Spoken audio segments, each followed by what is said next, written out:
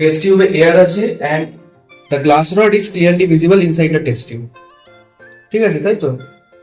ঠিক আছে, এবার এর মধ্যে আমি আরেকটা ট্রান্সপারেন্ট মিডিয়াম গ্লিসারিন যদি ঘালি, ঠিক আছে, তাহলে কি হবে জিনিসটা দেখবো।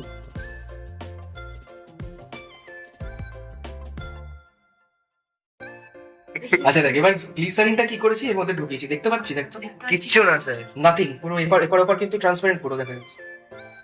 দেখ, দেখা যাচ্ছে গ্লাস টপটা অলমোস্ট ইনভিজিবল। ঠিক আছে, এবার রিজনটা কি এটা হওয়ার? ফার্স্টে যখন এয়ার ছিল, মানে গ্লিসারিন ছিল না, রিফ্র্যাক্টিভ ইন্ডেক্স ডিফারেন্স আছে গ্লাসের। এয়ারের কত? অলমোস্ট 1 মতো, আর গ্লাসের 1.5। বাট গ্লিসারিন আর গ্লাসের রিফ্র্যাক্টিভ ইন্ডেক্স 1.47 আর 1.5, ক্লোজ টু ইচ আদার। তার মানে কি, এই যে গ্লাস রডটার বাইরে দুটো মিডিয়াম আছে, যেটা মানে মিডিয়াম 1 মিডিয়াম 2 তো রিফ্র্যাকশন হয়, দুটো মিডিয়াম দুটোরই রিফ্র্যাক্টিভ ইন্ডেক্স সেম। রিফ্র্যাকশন হচ্ছে কোথায়?